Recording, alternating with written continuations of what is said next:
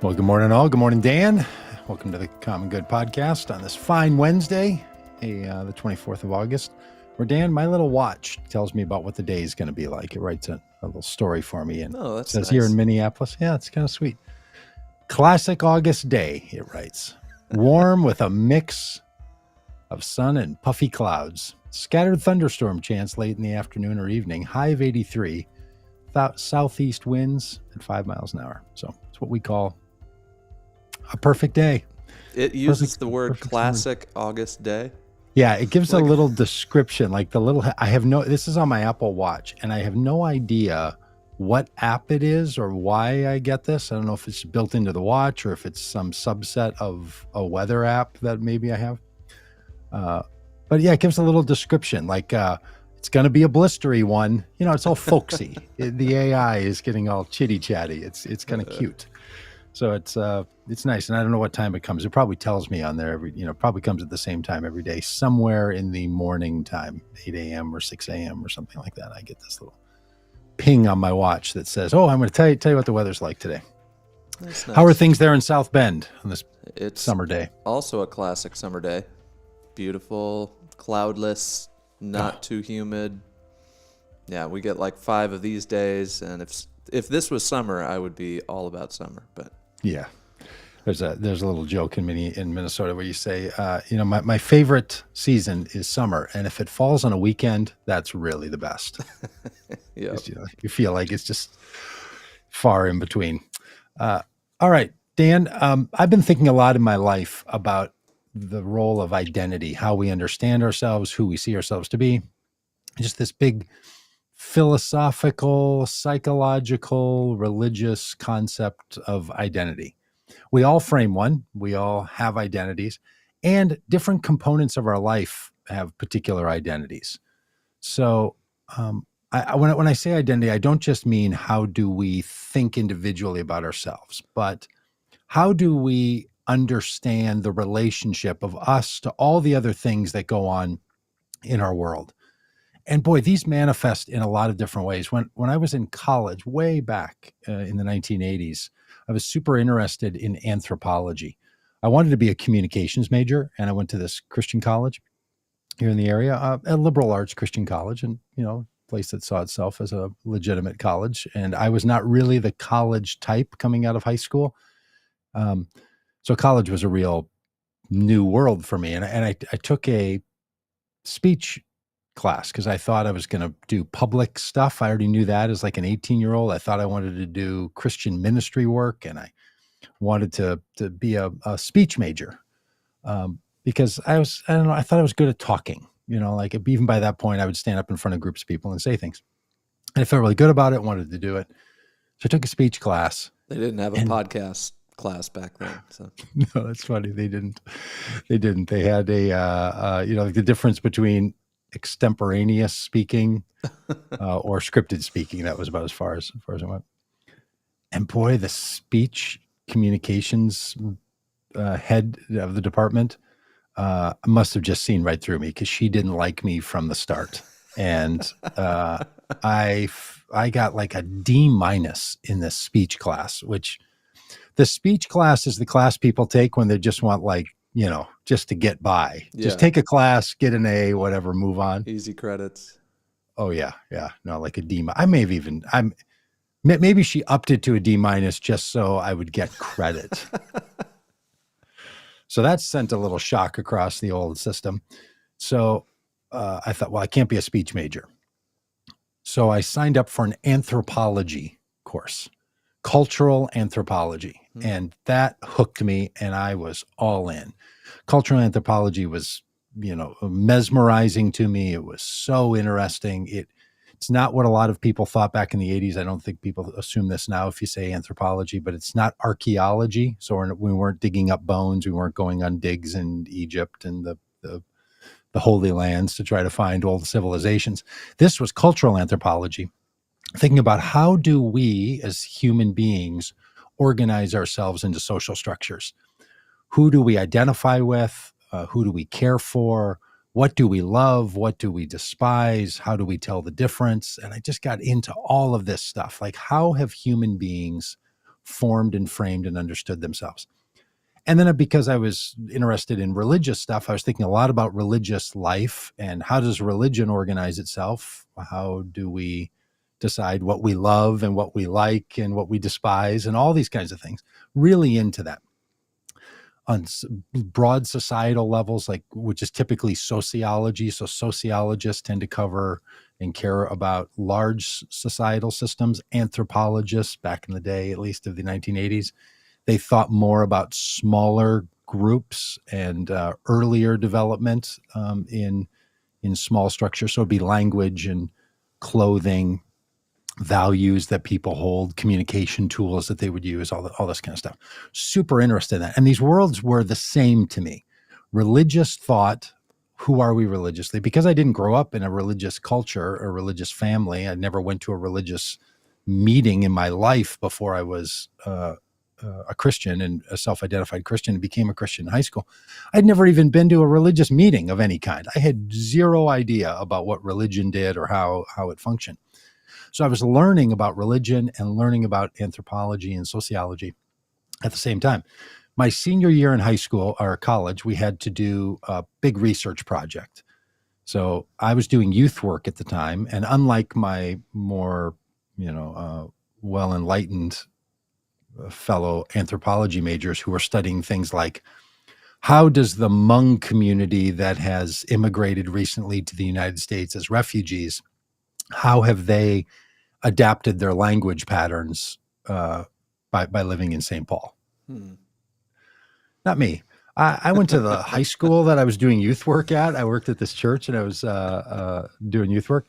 And I wanted to study, how do students decide where they're going to sit in the high school lunchroom?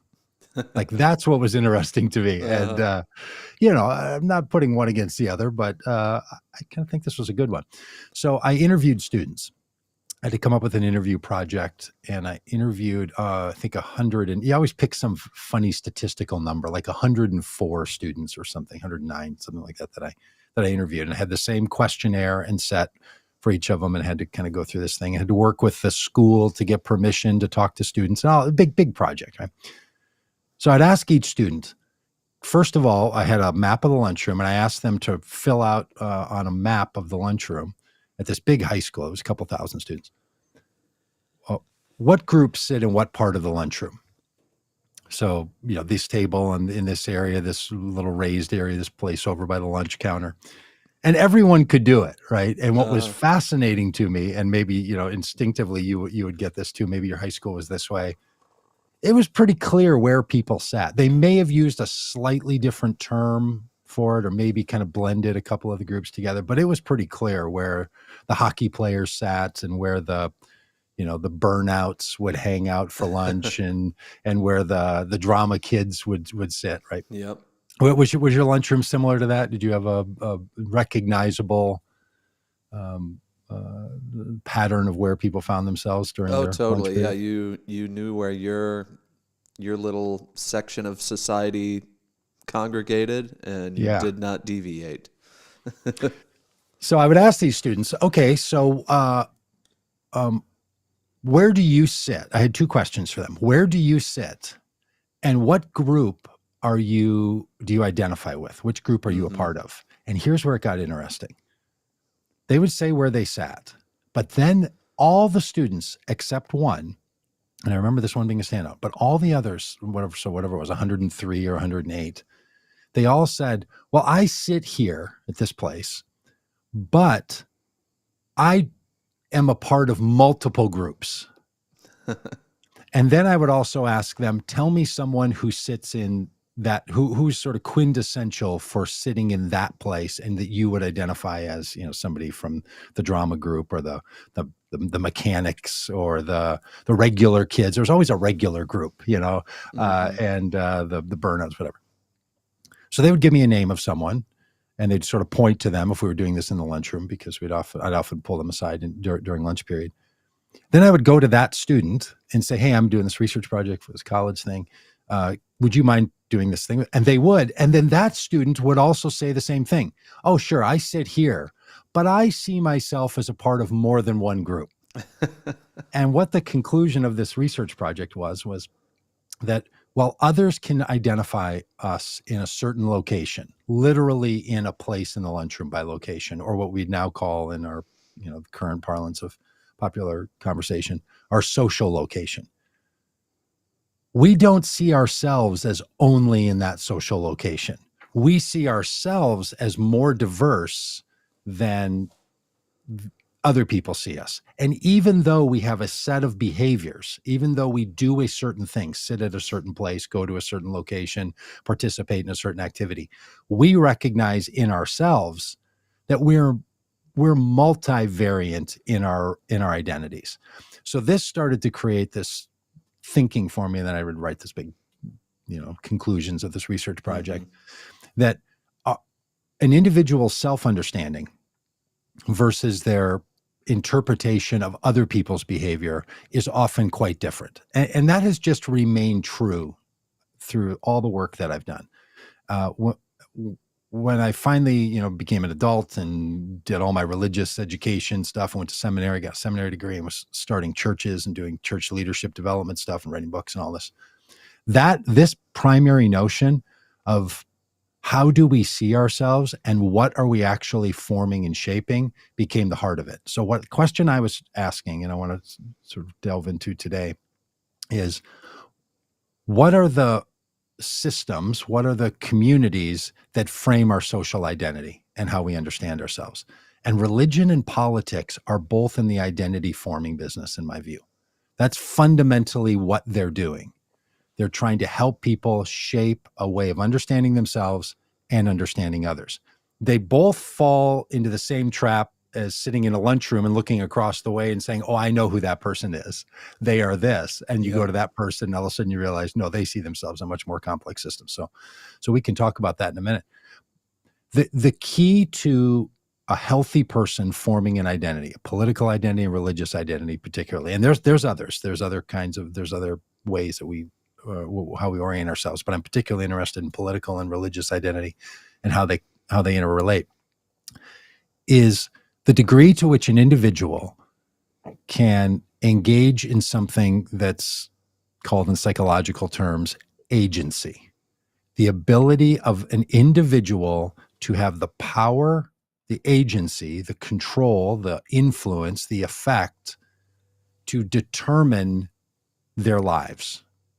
How much input do they have into what their life is like?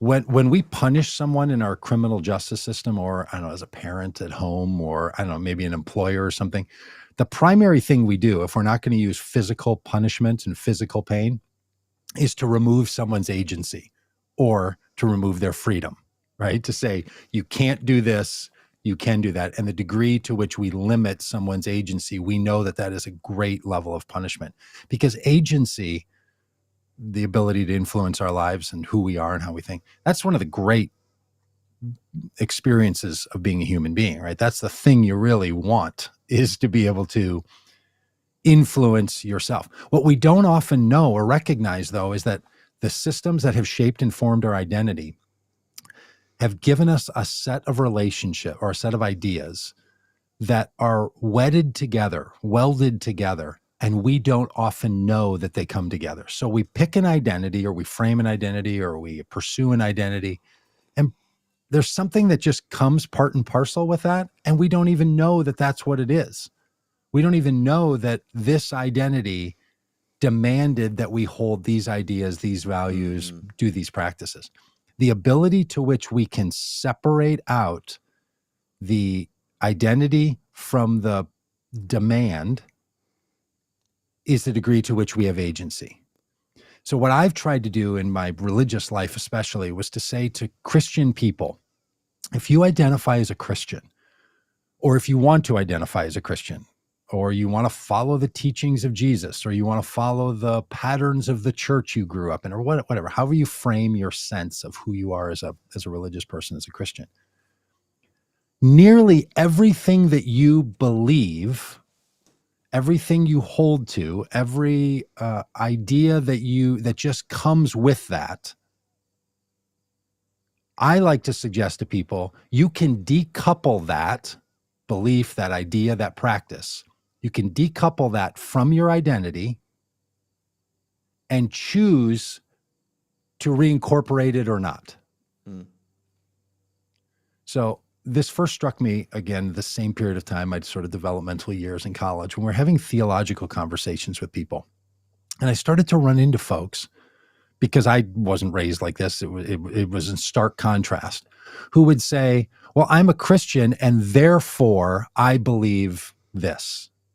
And they would often give some theological explanation, Mm-hmm. right? I remember meeting Calvinists for the first time.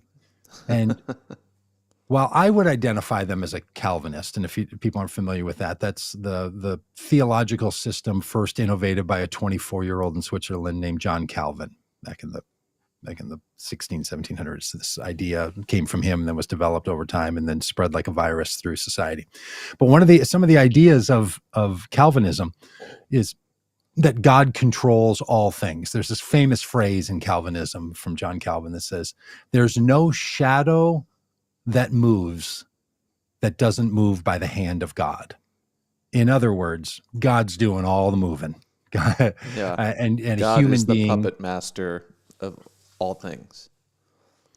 So, and this roots to a whole lot of ideas like, well, everything happens for a reason, fits really well with this notion of Calvinism, right? So I'm not going to pick on Calvinism right now for any particular reason, other than I really don't think it's worth it. Just leave that stuff behind. But the way somebody can decouple their theological idea from their religious identity is to recognize, oh, some people are Christians and don't think as a Calvinist. Mm-hmm.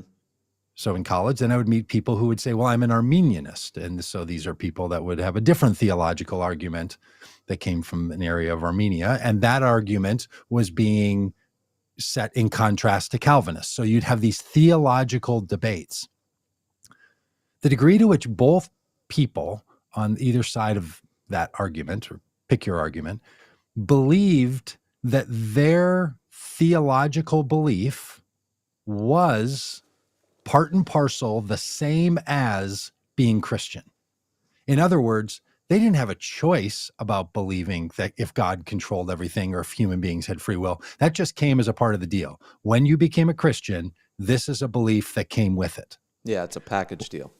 Package deal. And then you just go down the line, fill them in, whether they're obscure theological ideas like about what the end times of human civilization and human life on earth is going to be like through some apocalyptic happening, or how prayer works, or what do we think about Jesus, or if God exists. All of this stuff, all of these beliefs that we believe, that we're told come with being Christian, are, to my mind, are fine. I don't really care. I think some are better than others. I think lots of them are worth getting rid of. I think they were created and formed and framed in moments in history by certain people for certain reasons, and we can have them or let them go. We're basically at a buffet. And this drives people crazy, by the way. Little sub note. There are people who, if they pulled out an excerpt of this and were like, see, here's the thing with these postmodern Christian liberals. They just think you can be a Christian and pick and choose. Yeah. And I would hear those critiques and I'd always be like, well, yeah, I sure hope so. I'm trying to help people figure out how to pick and choose, because the idea that your religious identity came with a set of demands that said, if you're Christian, then you have to hold to these beliefs. And man, people still do this all the time. They not only do it inside religion, we tend to do it to people in other beliefs. A lot of my atheist friends and agnostic friends, they do this to Christians all the time. And I'm always like poking at them about this. I'm like, hey, just because you know some Christians who believe X, Y, and Z doesn't mean Christians have to believe X, Y, and Z. Yeah. And they're like, well, no, they do, or they're really not Christians. Like, you can't just give that stuff up. You can't just say, well, the church believes this and I don't. Like, oh, that's exactly what you can do. In fact, proof positive of that are I think it's 190,000 denominations in the United States or some number that is just so big. It's unreal. That any identity, whether it's your identity as a bowler, your identity as somebody who does pen spinning. By the way, did you know pen spinning is a thing? I did not know. There's a I was community oh based around pen yeah. spinning. Here's how I stumbled on this because I'm learning guitar. I looked up finger exercises because Mm-hmm. lo and behold, my left hand, it doesn't move the way some people's fingers move. And I'm like, oh, I've got to strengthen and stretch and kind of move my fascia and to get my neural patterns moving to this. So, I'm YouTubing finger exercises. Well, and I like to pick the videos that have a lot of views because I believe in the wisdom of the crowds. So I pick on one of these that's, the highest view, and it's a pen spinner Huh. who helps people train for competitions. He's one of these people that, and so anyway, I had no idea. And he has some great finger exercises. And then with it came a whole lot of other descriptions about pen spinning identity and the different people that have different theories. And it's kind of all, and I was just fascinated by the idea that, oh, here's an entire identity. And this person whose pen spins in a certain way knows that by believing that, he's then inside of this other community for which he can find identity. Yeah. And he's not a part of this other group, because that's the thing that identity does. It lets us see who we should love, who we should despise, who we should connect with, who we should fear. It gives us this whole narrative. So when someone wants to break out of these communities, pen spinning community, religious communities, political communities, the only way to do it that I think is healthy and effective and good and positive is for someone to learn the skill of recognizing demands that come with the identity, knowing how to cognitively and emotionally decouple those from your identity, and then decide if you want to choose it to have it as a part of your identity or not. Mm-hmm. Because if you're unwilling to question it, if you're unwilling to challenge it, and if you're unwilling to say that my identity does not require any of these beliefs, actions, behaviors, or such, only then do you really feel a sense of agency that I think is valuable and is healthy and will allow someone to continue to grow in their own emotional life, spiritual life, personal life, political life. Because what most of us won't give up under almost any circumstance is our identity. Yeah. That's because as human beings, we don't have a lot, frankly, that makes sense of our world, right? Your identity, how you understand yourself, how you understand the world, how you relate to it, you've been developing that, from, before your first breath inside you. Once consciousness starts to develop inside of your body and your brain, when you're even in vitro, you are relating to other things. You like, this is what makes a living conscious animal, and human beings a particular form of it. So it is so deeply rooted, and it's the thing that will hold us back. It keeps us in bad relationships. It moves us to good relationships. It just does all of this. So the reason it's so hard to break out of it is because not only is this idea of identity like wrapped up in it, but belonging is wrapped up in it. And so you change a bit of your identity, and all of a sudden the community, your pen spinners or your Calvinists, you're not in the club anymore. And so that can be as trivial as, you're not welcome at the pen spinning conference, or it can mean like you are excommunicated from your religious community, and all of a sudden you don't have a support system. Right. You don't have people to help watch your kids so you can go to work. It can really mean like severe consequences to give up a part of your identity. Boy, that is so insightful. That is what keeps all of us sort of in line and engaged. Just to be alone is this. To be lonely is this human fear that so many people live with so deeply. And identity is what does that for you. That's the thing that gives you a sense of I'm in or I'm not in.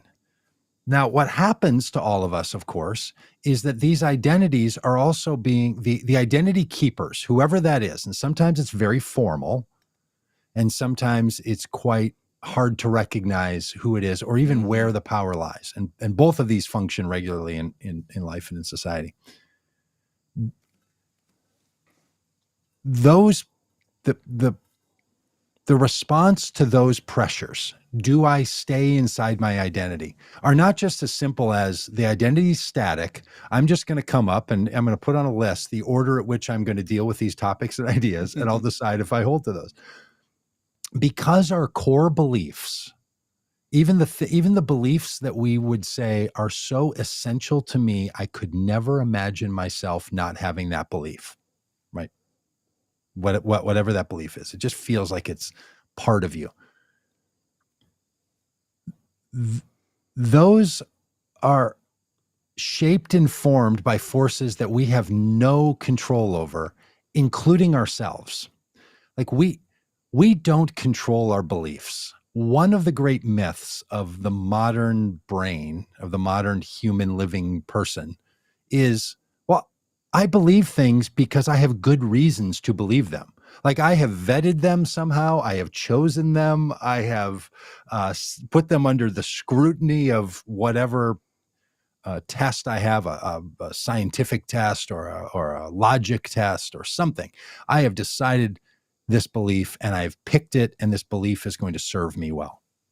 Oh, that's adorable for all of us who believe that. And I have another, we're just like, oh, no. I'll tell you why I believe this one. In fact, the people that sit over there in the lunchroom, those people, now they believe stuff because they don't know. They've been fooled. We have all these stories. Just think of your political life or maybe of your religious life. If you have some conflict between religious groups, it's easy to think, oh, I've become a thinking person and I've decided on what I believe. These people, they just take what's given to them.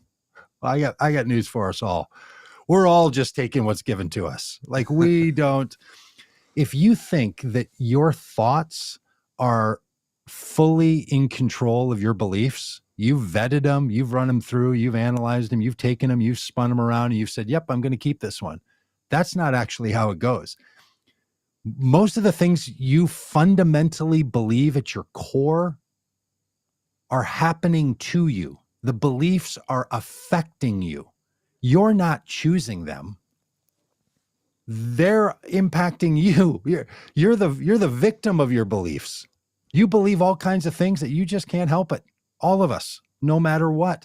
I mean, just take a core belief and pick a day of the week next week to decide you're not going to believe it anymore. Just give it a try. Of course we're not.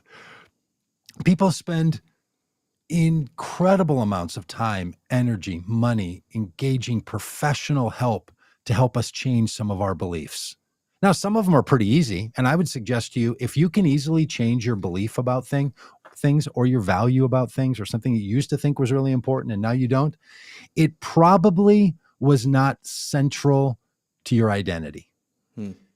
And we don't often know the things that are central to our identity right off the top. If somebody said, hey, jot down all the things you really think are important, jot down the beliefs that matter to you. It's actually a really good exercise. If you've been to a therapist or a spiritual director or something, they've probably done this with you. Like make a list, pick a number, top 10, top 20, top 50, top 3, whatever sort of works for you. And write those things down, things that are most important. So we have a list in our brains. We could come up with a list. How do we know if it's really the most important? Well, once it becomes questioned in a way that we don't feel in control of, that's when you find out if it was really essential or not, right? It's not because you're telling yourself this is my most important belief. It's not until it becomes questioned by someone else. So the ability that we need to develop, the skill that we need to develop, is to be able to look at any identity forming force, belief, action, practice, and start to create enough independence from it that we could choose it or not choose it. And you may decide you'll come up with some things that are like, oh no, I'm totally uninterested in that, right? So I see myself as a a person that's only going to love my wife. I'm going to love my wife in a very unique way compared to everybody else. And I'm going to work really hard to shape and form that relationship independent from other ones. And I'm only going to have one of those at a time, right? I guess if there was some point where I wasn't in love with, then I would move on to someone else. But I'm not going to do that 2 or 3 people at a time. Just not what I'm going to do. I know people who do that. They're like, oh no, I don't make my love relationship with someone specific only to that one person. I might have that kind of relationship with 2 or 3 people, right? I think it's part of my identity. It helps me frame who I am, helps me relate to Shelley and to other people. It does all the things that identity functions. If someone came and said, hey, how about if we take 6 months and you sort of pursue changing that, right? I mean, if you don't think that's a real thing, Google polyamory on the internet sometime, right? It's all over the place. There's a lot of invitations. There's people who advise that you do it. There's people that advocate, and I have people in my life that tell me you'd have a better relationship with everybody if you did this, right? And I decided, no, I'm not going to do that. Not for me. Yeah. Not for me. I'm just not going to do it. But it's a part of your identity that you never consider to be a part of your identity because it's so baked into who you are. So baked in, and I don't want to change it. Yeah. I think that's an act of agency. I have acknowledged that it's possible. I've tried to understand what it is to not have it. And I have said to myself and decided I am not going to challenge that to a degree that I'm going to weaken its hold on my identity. So 34 in 1988, when I stood in front of Shelley and we held hands on July 23rd and made vows, was I running all that through my head? No.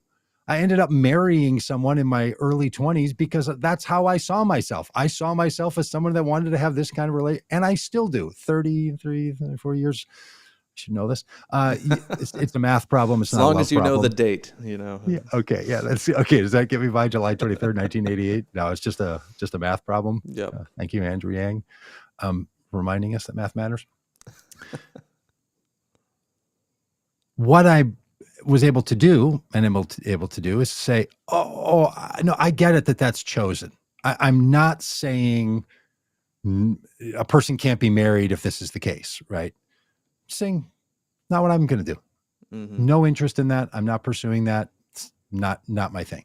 I think that's a level of an active agency. In a religious community, I remember when I first started nurturing the notion that belief in God is not necessary for being Christian. Okay, this was a big one, and there's still been people I used to pastor a church. I left that 2 years ago, who we would have lots of hearty conversations about this. Like, can we have any demands on the people that are part of this church at all? Like, can we say you have to be Christian? And even if you don't have to be Christian, that you have to believe in God, or that you can't actively try to dissuade people from believing in God? Like, is there something at the core that we could make essential? And because I'm a non-essentialist as a philosophical standard, I think, no, look, we're better off having very deep convictions, very deep beliefs, and not thinking of those as essentials, rather thinking of those as chosen paths that we believe benefit us. We're just better off that way to have that kind of a relationship than to think of it as an essential. I'm not saying we shouldn't. I mean, I try to help people believe God and believe in God all the time. I do have a particular hang up over the English preposition in. So, if there's 3 words in believe in God, I'm pretty comfortable with 2 of those, believe, because it's sort of a mysterious thing that I don't really even understand how our beliefs come about. Mm-hmm. God is a mysterious notion and concept that feels very good and comforting, and I think reflects a way of reality with the right understanding of God. It's that little word in that's really the problem, right? So when people will say things like, in these discussions. Well, like to be a Christian, you have to believe in God. I'll often ask, like, could we drop the in? In other words, because in serves the English language to say that there's a particular relationship then that we have to God, and our belief is in there. In English, if you drop the preposition, now other languages handle these kinds of prepositions differently, or the function of a preposition differently. Is it enough to just say you believe God? Is that the same thing? This is really a big one for Christians when it comes to Jesus. I've been fond of saying in religious teaching environments, like, you do know there's a difference between believing in Jesus and believing Jesus. Like, it's pretty easy to not believe Jesus. In other words, to not do the things Jesus said, but to put your belief in Jesus as if there's something Jesus did and then you get the benefit of it. So you've located your belief there, but it's not an active participation. So where are we more and look, I'm not saying a community is better if you put a demand of dropping the in or not. Just all of our beliefs, once we articulate them, they become part of a language set. And this is essential to decoupling, that our beliefs are a facsimile, they're a representation of, often a cognitive representation, that often involves language, sometimes verbal language, sometimes other kinds of languages, feeling or music or thought or vibe. So there's other kinds of language that we can use, but it takes a concept and puts it into a language, and then we think about it from a distance as opposed to thinking about it, experiencing it from the inside. So this coupling that I'm talking about, or decoupling that I'm talking about, of identity from demand, it's essentially this practice, right? It's essentially the practice of recognizing something, putting some language around it, seeing its limitations and its positivities, and then choosing to accept it or not. So there's a whole series of practices someone can go through with this, like, and psychologists will tend to do this when people have a lot of anxiety. Anxiety is something that really comes for a lot of people from a conflict of beliefs. They have one set of beliefs that they tell themselves they understand, but then their lived experience feels different than that. And the space between what you believe and how you're experiencing that belief, that distance in there, is often what I refer to as anxiety, that space in between. So the closer you can get those, the less anxiety you have. So one of the things that psychologists and people that do help on this encourage people to do is to run that thought out for a little bit. What happens if? Just keep going. And because the big, well, then what's going to happen? Do you remember back in the early 2000s, there was that TV show called Lost that was really great for like 5 seasons. And then they lost it, right? Remember they had this, people that don't know, it's a terrific show. You should probably look it up, especially if you're like, what am I going to watch tonight? Well, go back and watch some old Lost episodes. But there was this area inside of this hatch where they had to punch these numbers in every day, or else the island will blow up. Something was going to happen. Something bad will probably happen. And it was always, and people are like, well, what's going to happen? They're like, something really bad, so don't do it. And other people are like, well, what is it? And they're like, you don't want to find out. Like, we don't even totally know, but just don't do it, right? Because the fear of the unknown experience, if you don't do this thing, that's anxiety, right? And that's a lot of things. And it's an identity attacking narrative. Well, it turns out in the show, I think they didn't punch the code in, and then something really bad happened. So, they were sort of making an editorial point there. But this is what happens with identity, and religious and political identities have this a lot. If I don't hold to that notion and idea, then what do I do? And I think the way to be healthy is to try to identify these, point them out, and then make a decision the best you can if you want to keep incorporating it. And it's kind of a mental trick, really, right? But a lot of our mental health is coming up with new ways of organizing our habitual patterns and routines. That's kind of what we do, right? That's sort of and there's a lot of ways you can do this. Mental exercises do this, physical exercises do this. Like, you'll often wonder, like, how come when I feel so conflicted, if I go for a walk or I go for a run, or someone's like a rock climber and I climb a wall and I come back, things are different? Well, it's because you broke the pattern that your thinking was in. Your physicality got to take over. You were and you were releasing chemicals and endorphins, but really you were using your brain to do some other tasks for a while and to get off of this rabbit wheel. Is it a rabbit wheel? Get off this wheel, a hamster wheel, this hamster spinning wheel that's going on in your brain. It breaks that pattern and allows you to have some freedom and then come back and look at something fresh, right? So there's a lot of ways we do this. And what a lot of us believe is that our most important identities, and for religious people and people that care about politics, people that listen to this kind of stuff, they've ended up believing that their religious and political identities are so important that they're fragile. And therefore, we have to treat them very carefully. We're going to wrap them up in a box and write, do not tip, glass, fragile, handle with care. Mm-hmm. And what I'm suggesting is they don't need that kind of care. Can look at them, you can identify them, you can ask other people to tell you what those beliefs are. And the most healthy thing that we can do is to be able to separate every idea that we think is essential and make a determination. Do we want it or do we not want it? Yeah, I think the trick becomes when, maybe we can figure this out for ourselves, but then we run into this issue of trying to figure out who's on our team. And I think this is so baked into humanity. There's a lot of theories about why we have this deep desire to belong and know who our people are. It goes back to when we were in hunter-gatherer bands and we had to know who we could trust and who we should not trust. And, Scott Brown in the comments raises a question. He says, does the left respect the flag, life, or equal rights for all? And I think what that question is getting at is, can I trust you to be a part of my community? And so we've created these litmus tests to try to determine, are you on my team or are you not?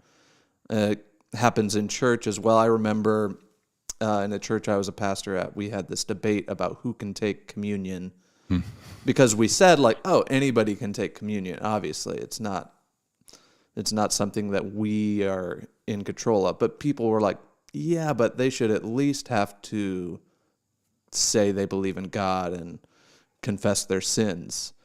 And I was like, well, do they? Like, I think it became this whole thing of like, yeah, there's no restrictions, except maybe we should have one or two, Yes. Well, boy, we still have to know who's in and who's out.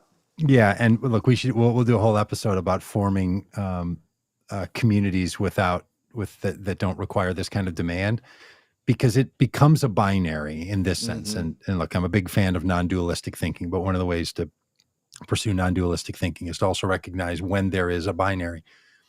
And this binary that I'm getting at, this 1 or 0 in computer code metaphor, you either have a demand or you don't. And if you choose to be in the category that has a demand of there's something you have to say, something you have to believe, something you have to practice, something you have to not do or do, it doesn't matter how many of those you have. You could have 30, be real fundamentalist about it. You could have 5, or you could have 1. If you have 1, 5, or 30, or whatever number, you're of one type. If you don't have any, you're of another type. Can you form a community that has no requirements on it? Now, practically speaking, that's, in my mind, that doesn't include things like you don't come in and harm people, you're not physically violent. Like that's not the kind of thing, because that's just not accepted in any part of our society, right? Those are granted and given. What we're talking about here is, can you form a community that's unique from the rest of society? So take all the things that the rest of society sort of gives to us, right? Like you can't walk over and just sit on someone's lap like that without their permission. Like that's not the stuff I'm talking about.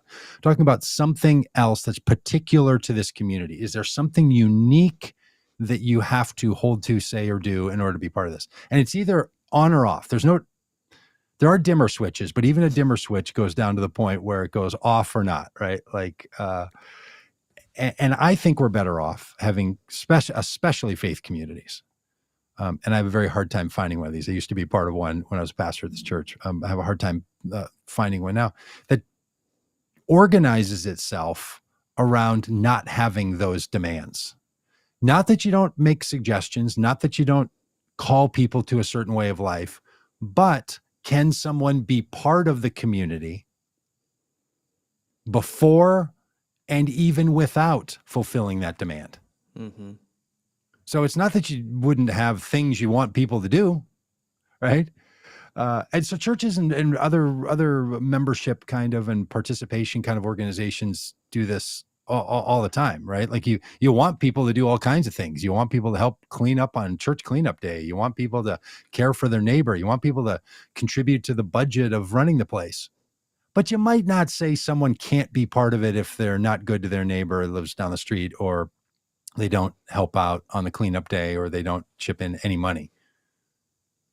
Right? So you want them to do it, but you're not making a demand. Mm-hmm. But hey, we just can't have people that don't believe in God being around here. And you'd be shocked at how many people think, hey, let's just have let's not have a lot of demands. Let's just have a couple of really good ones. And the thing about that way of thinking of the world, your really good one is a lot of other people's, I don't think we should have that one. And this is the only way we end up, I shouldn't say the only way.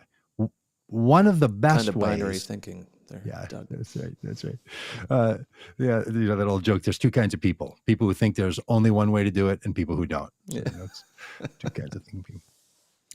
One of the best ways to do this is to be around people who hold your same identity and don't hold to those things that you thought were essential. Yeah. That's what does it. That old adage from Proverbs, I think, the Hebrew Proverbs, bad company corrupts good morals. Yeah, it's kind of true. You get around some people that don't believe the thing that the system says you have to believe, but they still have that identity. It blows your mind, right? So when I say to people, I'm an evangelical who doesn't believe, they're like, what now? Well, I thought that's what you had to do to be an evangelical. Right. No, actually. Or I'm a religious person who's part of democratic politics. People are like, I thought we did. Like, be shocked. Or here's the other thing. Some big political issues like abortion. The Democratic Party is in a current place where in most democratic settings, if someone says, I hold a belief that I determine to be pro-life, I don't think women should have access to having an abortion. Okay? There's a lot of people who believe that. I think that's a wrong view to have. I could articulate for hours about why I think it's dangerous. I could do all I can to discredit the idea. But people hold that view. And if they do, they have a very hard time being accepted inside of democratic circles if they say it out loud. In other words, it's easier to be a pro-choice Republican than to be a pro-life Democrat. Okay, so what's going on there? Well, for Republicans, it's really hard to be someone who says, I think critical race theory has a lot to offer, or I think Black Lives Matter. Mm-hmm. That gets you in some trouble. Contrary, on the other side of the Democratic identity, it's told us, hey, you really have to hold to critical race theory in some version or not, whether it's taught to children, but the idea that society is implicit biases that move against people of certain ethnic and religious and skin color experiences, it's built into the system, right? And we need to recognize it and accommodate for it. So these systems do have demands. Mm-hmm. Sometimes they're put out in platforms. And sometimes the platform is a hardcore demand. You have to, or you're out. And sometimes they don't. I think we're better off in a society that doesn't have those demands, even in our politics. Now, it makes things really hard to do political work and organizing if you don't know, hey, are you for us or against us on the most essential thing? There was a time when Republicans were like, hey, here's the things we care about, like not being too involved militarily around the world unless we're doing it with our CIA and, doing it covertly. Let's make sure that taxes are kept low on the important people in our society, like job creators. Let's make sure that we keep saying that the family really, really matters and that we protect the Constitution. For classic 25, 30-year statements about being a Republican. Well, now, if you're a Republican, you got to throw in there, you don't believe that the election in 2020 was fair. You think that there's an entire cabal-like conspiracy of the entire judiciary, the legislative branch, and law enforcement that is standing against Donald Trump. If you vary from that, they will call you a Republican in name only. In other words, you're not a real one. Mm-hmm. So the rhino or dino category, Democrat in name only, Republican in name only, that's classic identity control narrative. So I think what we need to get to on all of these is not just a blanket, which tell me again, who made the comment about, do you believe in the flag? And what was it? Do you believe in the flag? Let's see. Active chat today. Thanks to everybody for being. Oh yeah, I've chosen not to turn it on because I'm in. Scott G. Brown. Scott G.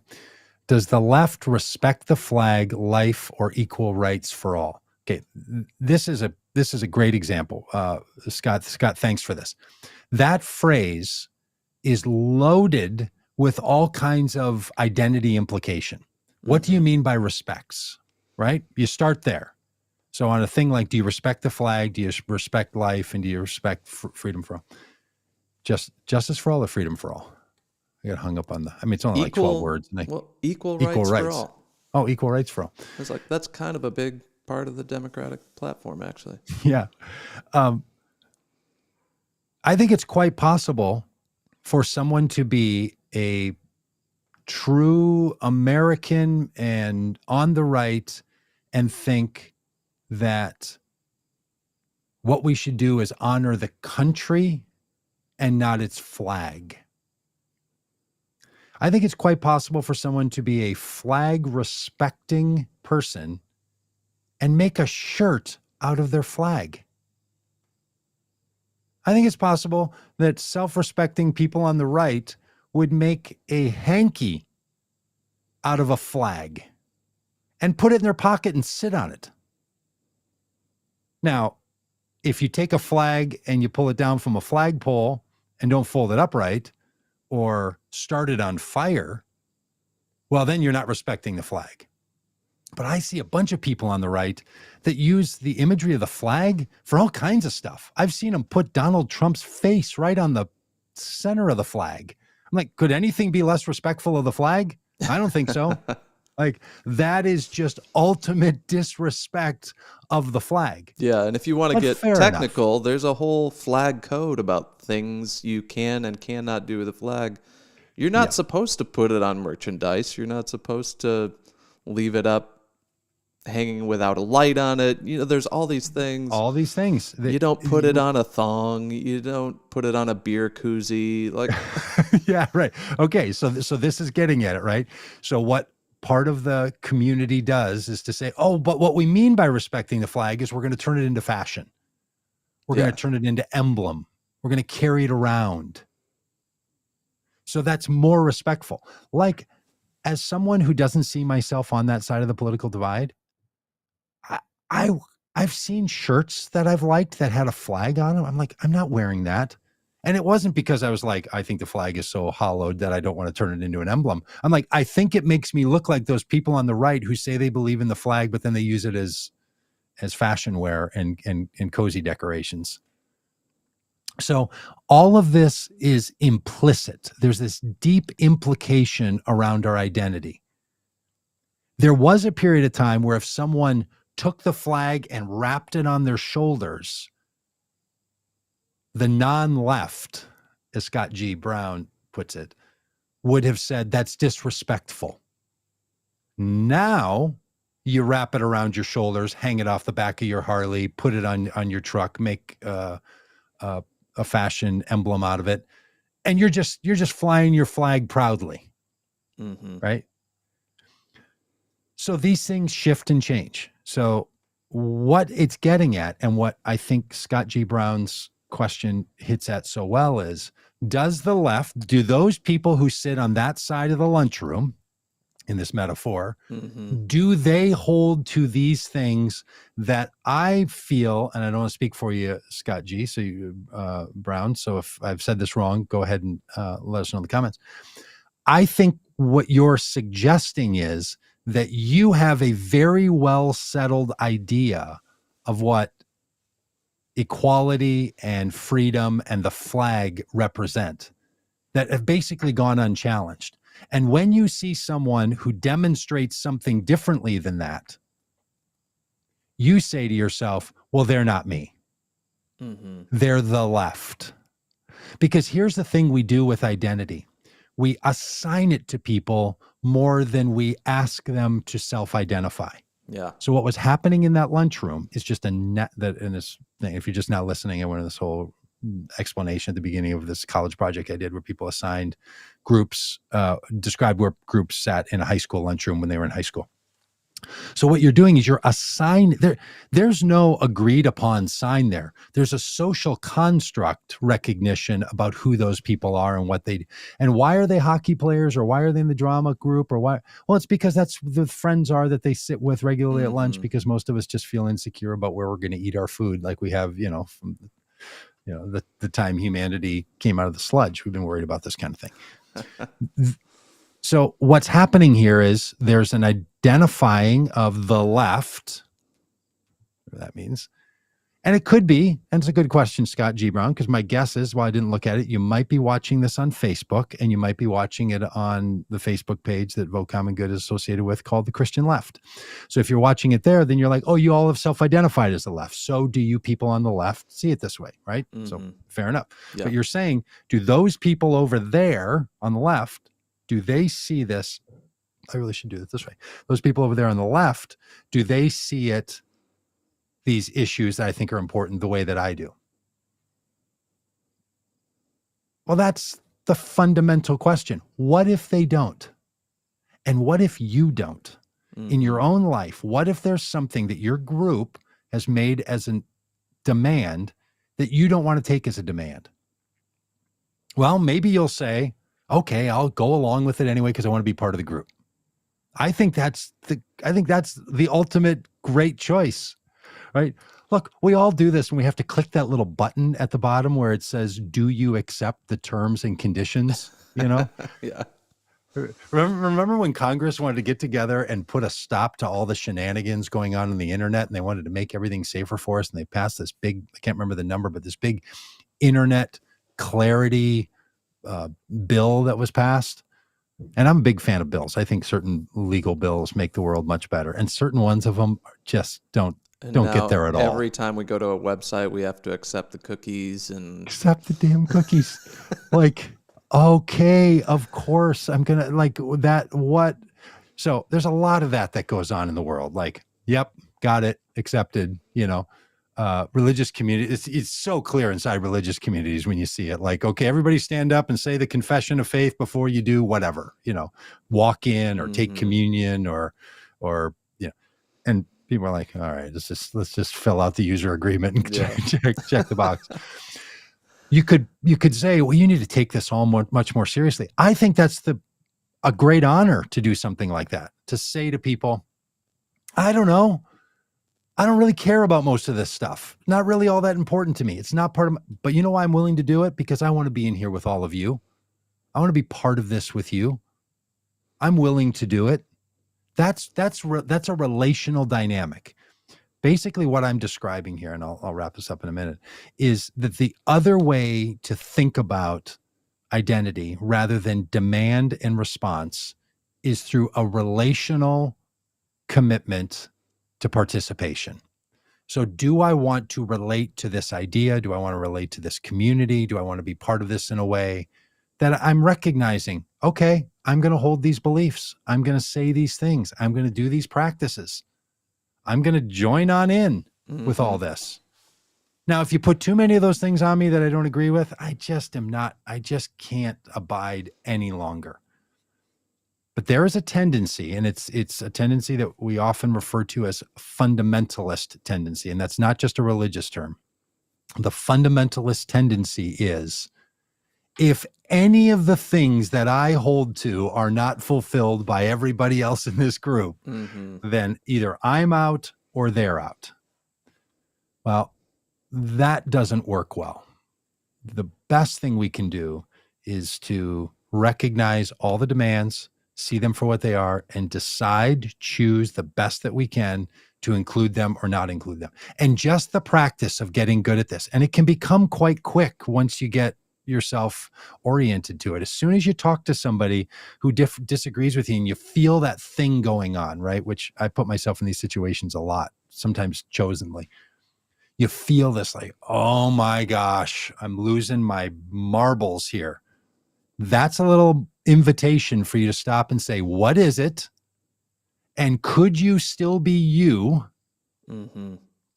if you didn't hold to the thing that is being so clearly offended at this given moment? Yeah.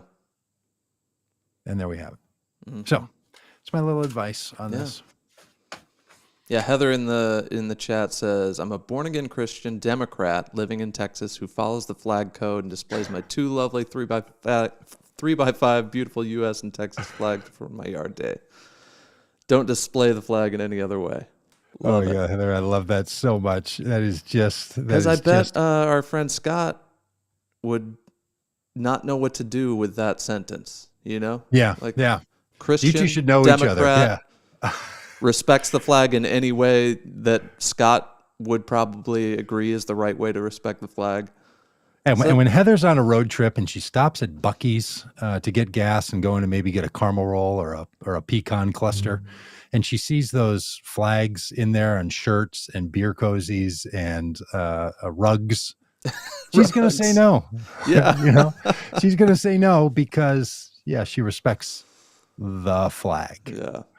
But I think and then other people who walk in and buy that shirt, it's because they love the flag. What do you do with that? Yeah, they love what it represents. And but I think that's the interesting thing Flynn. about all this is we are all made of contradictions. We think we've, especially in more fundamental circles of either persuasion, there's fundamentalists on the left that say, if you're not with us, you're against us, if you don't hold all these things.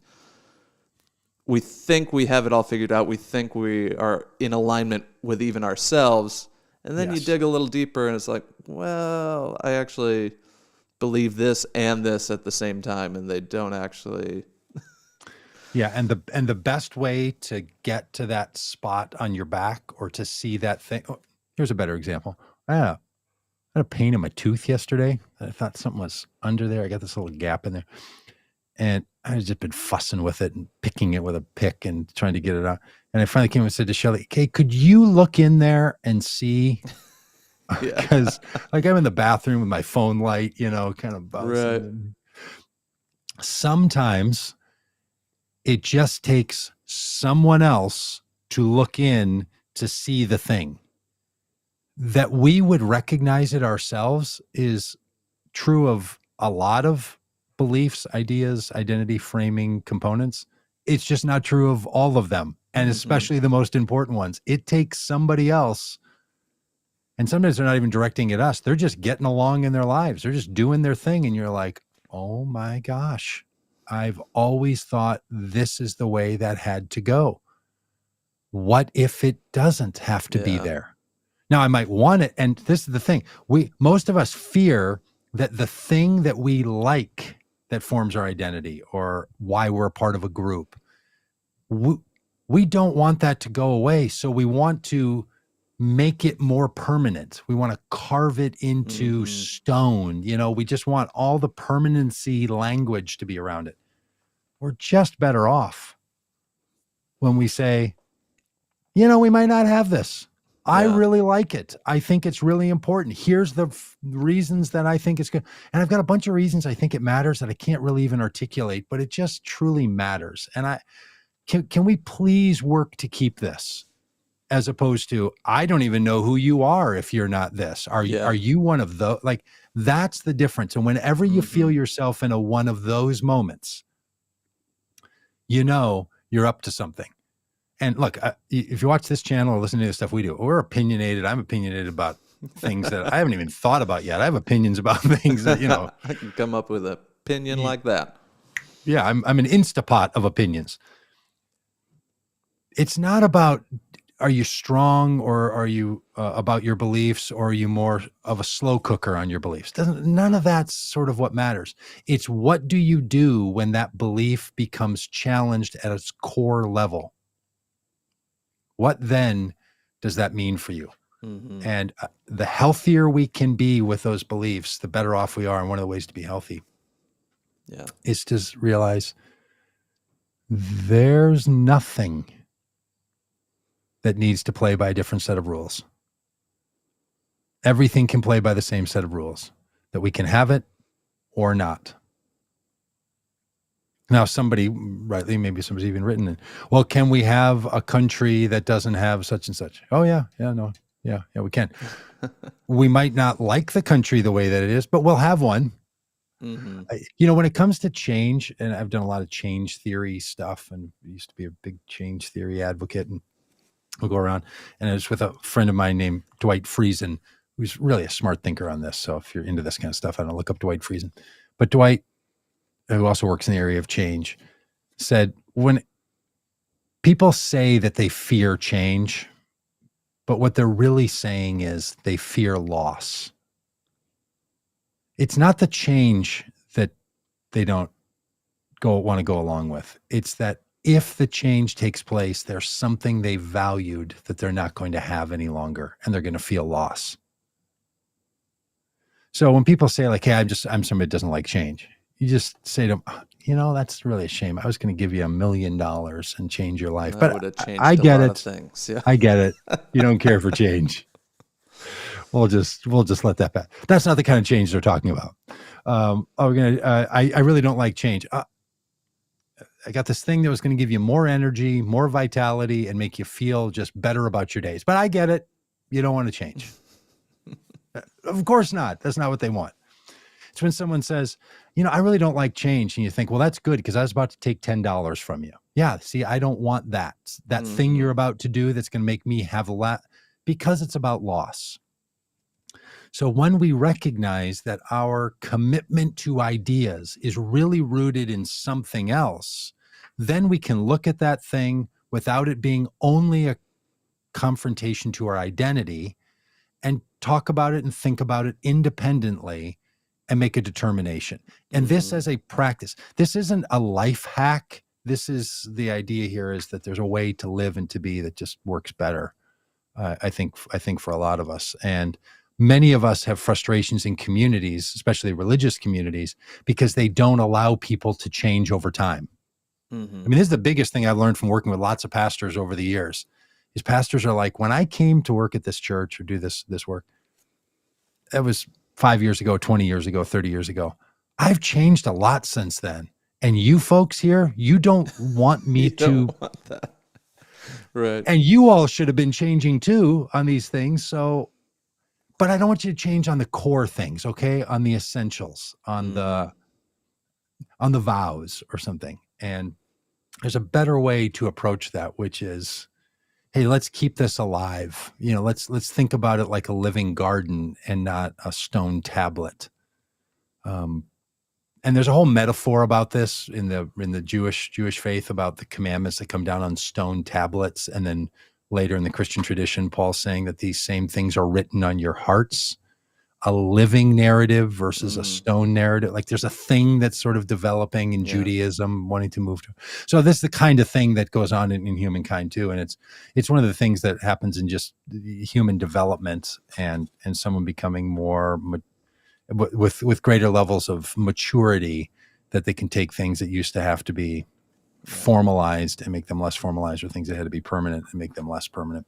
And as the great sages of our time, 38 Special, said, hold on loosely, but don't let go. But don't let go. Or if you let squeeze go. too tightly, you just might lose control. That's funny you say that, because that little phrase, that little line, it's been around my head in all of this. Way back when I was a kid and first heard that song before I was into religious stuff or anything, and I've just that is a truism. Yeah, that is. I wonder who really wrote that line and where they got that. Hold on loosely. And if you don't know that song, we'd love to play it for you right now, but the internet would freak out if we played that song right now. Yeah. Like, nope, can't hear anything else. It's just, we'd get blocked and banned and everything because you played a song. So somebody's got to figure that out. Could you just have a little fun with a great song without it blowing a siren in the algorithm? We'll happily pay the 2 pennies to the band that they would get from it. Yeah, that Spotify doesn't pay them when it takes money to play their music. How about that? Yeah. How about if we all chip in on something and just play like great snippets? Yeah. Snippets of. So there's been 100 times in this live stream podcast where I thought, let's just throw a little song in there. It would be so 15 delightful. seconds. Yeah, Just delightful. Everybody would just smile or would be moved. Life would be better. But no, we can't, because somehow, I don't know, people have decided that Spotify gets away with giving Joe Rogan $100 million and doesn't pay an artist for playing their songs. And that's just fine. Yeah. But, see, I had to bring up the Joe Rogan thing every time I say Spotify, because I never want people to forget that he's their greatest employee. And the only reason they exist is so Joe Rogan can have lots of money. Yep. This is why I don't like change. Well, big thanks to everyone in the chat. Really active chat. Marie, Trisha, Alex, Jim, Frank. Wow. Marjorie, Buddy Scott, and let's see, Heather, Jim. Wow. Boy, Bonnie, can you throw out Bonnie's little comment there? I just want to, Bonnie, we see you, we hear you. She's all the way down toward the bottom. Sorry, Dan, the one that starts out sadly. Oh, yeah.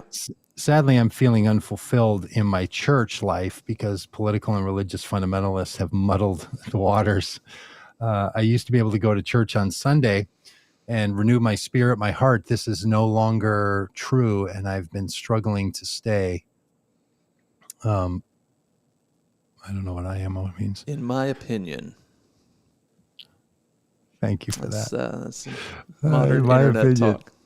Okay, in my opinion, Christians are limiting God and judging others instead of worrying about their own sins. Look, I mean, this is really the heart of it. This is the heart of Jesus' teaching and all the other religious teachings that are like, hey, you're going to have people who disagree with you inside of a community. I mean, one of the great illustrations in the Jesus narrative is this gaggle of disciples that he pulls together.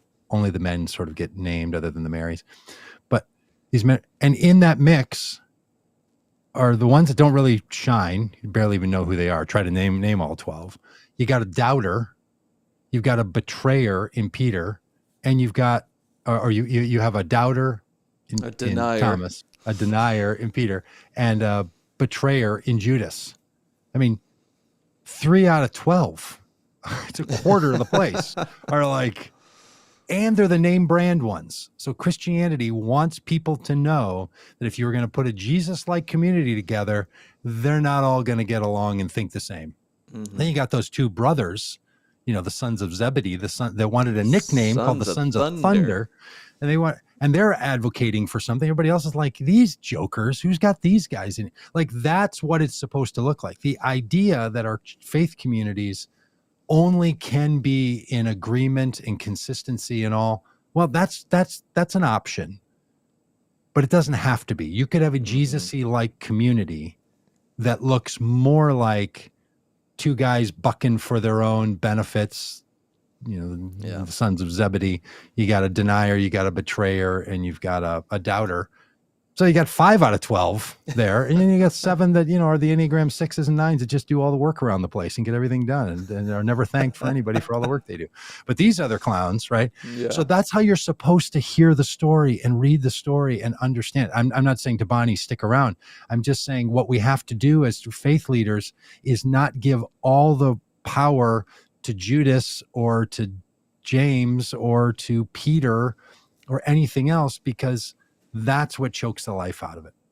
So there's all these beautiful examples in Bible narratives or Christian history or just down the street or the thing you participated in or like all of these examples that we could find could articulate the same story, that you can be in communities with people that are radically different, and the demand that you put on it is not the demand that other people are going to put on it.